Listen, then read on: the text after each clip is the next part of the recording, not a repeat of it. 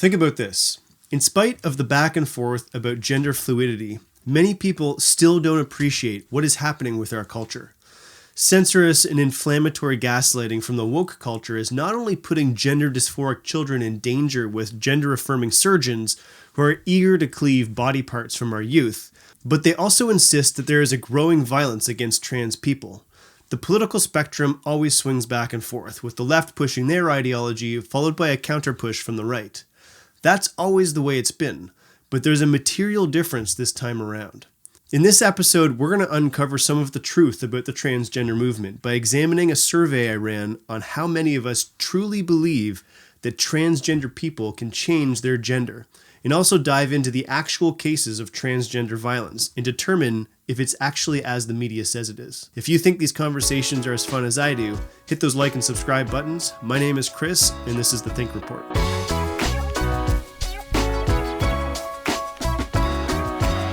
A few episodes ago, I told you that I tried to run a survey on a trans topic but was blocked.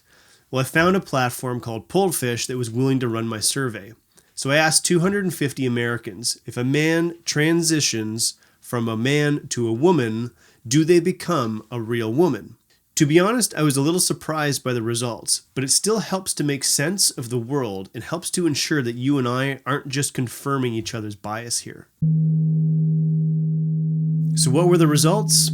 When asked if a man transitions from a man to a woman, do they become a real woman, 24% of respondents said yes, 58% said no, and 18% said they preferred not to say or didn't know.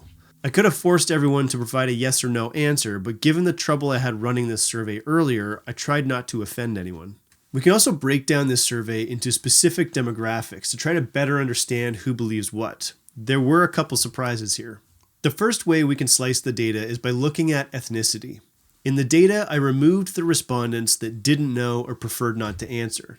I then recalculated the percentages and, for simplicity, charted the responses that said no to our survey question. That's what we're looking at here. 68% of the population who identifies as white believes that a man cannot transition to a real woman. 79% of the black population, 68% of the Asian population, and 70% of Hispanic. From what I've read about other data studies, the black population is a more masculine and socially conservative ethnicity, even within the same country as other ethnicities. To be clear, I'm not saying that they're more masculine as a sex or a gender. I'm saying that they're more masculine as a cultural trait. For example, according to Hofstede, masculine cultural traits would be things like ego orientation, an importance on money and things, finding meaning in work, a focus on economic growth, resolving conflict through force, and placing a high value on religion. The link to this will be in the description if you'd like to read further. As additional examples of masculine cultures, Greece is moderate on masculinity, Libya is moderately high, and Slovakia is very high. This correlates with another study from Pew Research. More than the average Republican, black Democrats believe that it is necessary to believe in God to have good moral values. That was a little interesting to read. The black population appears to have a stronger connection to religion than the average Republican. And as a result, it was no surprise that black Democrats were materially more conservative in other values than the Democratic average. The exception to this, of course, was when they were asked about providing equality to the black population. Moving on, people with college or university had the largest percent of individuals who believed that a man could not transition to a real woman. Individuals with a postgraduate degree or diploma were the most likely to disagree with that statement. This was also a little alarming. I understand that universities are exceptionally liberal institutions, but it's still alarming that the people we rely on for scientific studies are the most likely to support unscientific positions. I'm not going to go down the transgender versus science rabbit hole in this episode. I've done that a few times in my previous videos. The next stop on the demographic train is marital status. This one was interesting when we combined it with the number of children. So it does seem likely that someone with a more radical perspective would be less likely to live with or have raised humans of the opposite sex.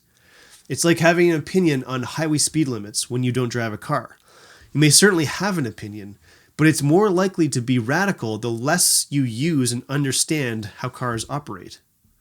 In lieu of having children or a spouse of the opposite sex, single, childless individuals should ensure that they're properly considering the views of the opposite sex and how they compare and contrast against their own. The final way we can break this down is by income. Ignore the under 50K category for a minute.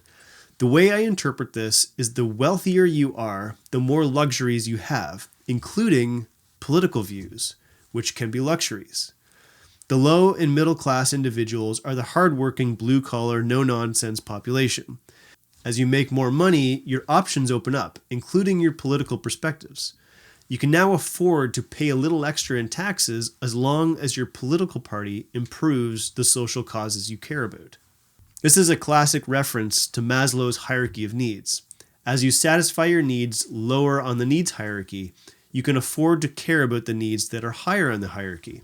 Think about it. Do you care about transgender rights if you can't even put food on your table? Of course not. Back to the under 50K category.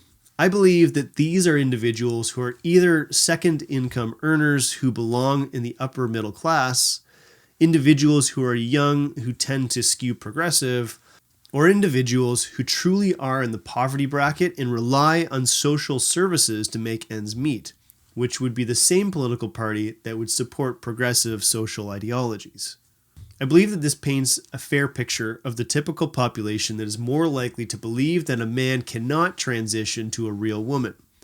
They are our middle class, moderately educated, married parents, essentially your classically average American, Canadian, or Briton with a skew towards the black population. This supports everything I've been saying in all of my videos. The further you are from the average, the further your beliefs will be too. Many of our biggest media publications claim that hate-motivated trans violence is on the rise. Time magazine wrote about it in 2021, the ACLU, UC Berkeley, and the National Resource Against Violence all wrote about it in 2022. But I'm skeptical of this. Similar to what I said earlier, non-average people are more likely to have non-average things happen to them. But is it really because the rest of us hate them? I really don't see that. According to the Human Rights Campaign, there were 38 trans victims of violence in 2022. Using a random number calculator on Google, let's randomly select 5 of them and discover for ourselves if the media publications are crying wolf or if there really is a growing amount of hate violence against the transgender people. Let's start with the first on our list, Kaylee Lovelight. According to ABC 15 Arizona, Phoenix police say they responded to an unknown trouble call near 23rd Avenue and Baseline Road. When officers got to the scene, they found a man and a woman in a car parked in the roadway. Kept in mind is we don't have any clue as to the intention or the motive. So keep this in mind. Kaylee was found unresponsive in a car with gunshot wounds, and then a 47-year-old man was next to her in that car who also had multiple injuries. Lovelight was pronounced dead at the scene, while the other occupant of the car, who was believed to have been stabbed, died in the hospital later due to his injuries. The man has since been identified as 47-year-old Javin Castillas. Other than that, there isn't much more information about this case. I tried a few different sources and no additional information showed up.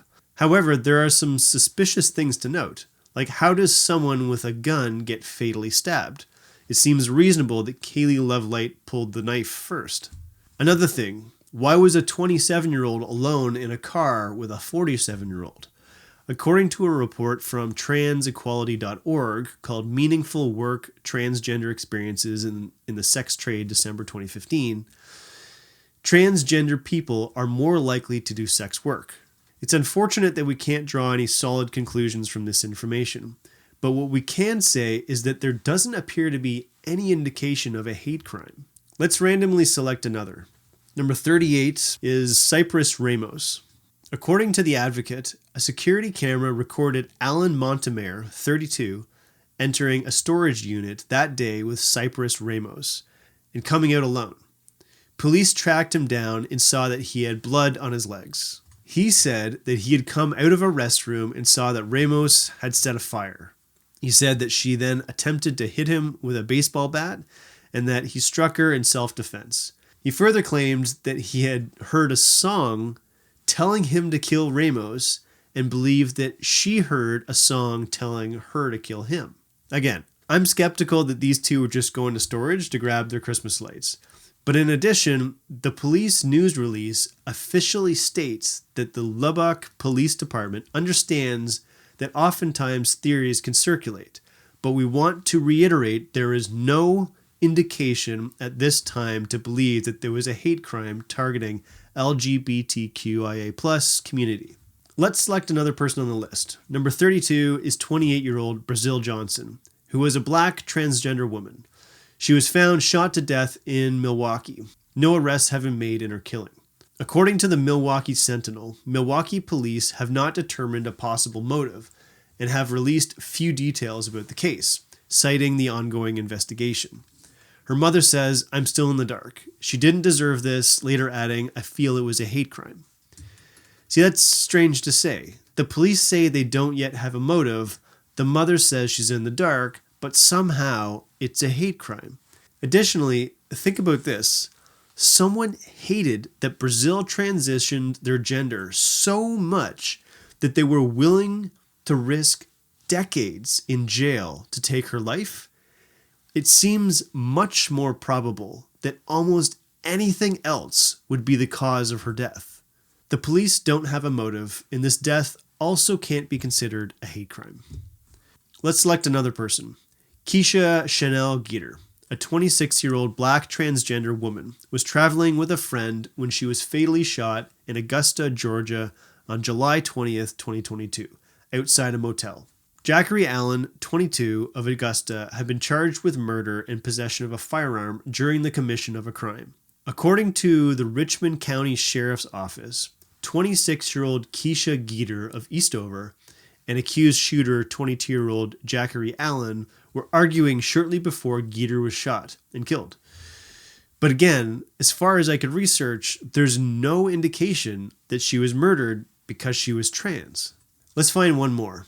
Remember, I've been randomly selecting these numbers using Google's random number generator. Number 4 on the Human Rights Campaign list is Diamond Jackson McDonald, a 27-year-old black trans woman killed in Philadelphia. District Attorney Larry Krasner said that investigators recovered bullet casings, cell phones, and other items that are being tested forensically. The person responsible could be someone who Jackson McDonald knew personally. It is possible that the doer was someone known to Diamond. Here's what the DA's office is telling us. Police, they got a call about someone with a gun or a shooting around midnight of Thanksgiving. When they arrived at the 400 block of Mannheim Street in Germantown, they found Diamond face down on the kitchen floor. She'd been shot several times. She was pronounced dead shortly after. It really makes me reevaluate, have we done enough? Have I done enough as a community advocate? And what more can we do to ensure the safety of our black and brown trans women? Diamond is the 35th trans or gender nonconforming person murdered in the U.S. this year.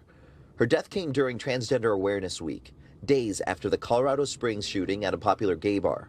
The timing isn't lost on officials and community members. There is a direct line from hateful propaganda about trans youth, trans athletes, trans and gender nonconforming people, and the massacre that took place at the Club Q Night Club in Colorado Springs last month. We deserve the right to live without fear, thinking we won't make it to 40. So you see what I mean here. The trans community is using the deaths of trans people to push the narrative that their deaths are the result of hate, which would be fine if that was actually true. But how can they know the motive of the murderer if they don't even have a suspect? Which means the use of their death as fodder for the trans hate narrative is really unethical. So what is happening here? According to NBC Philadelphia, she lost her brother in August and was close to another black trans woman in Philadelphia murdered in 2020, Dominique Remy Fells, who was also 27 at the time of her death. There is something that's becoming clear here. Most of these people are black trans women, Black transgender women comprise 66% of all victims of fatal violence against transgender and gender nonconforming people, according to a Crime Stoppers press release. That's interesting. Most of them are black, biological men. Men are more likely to be the victims of homicide. So is the black population. Saying that all of these deaths are the result of trans hate robs us of the truth.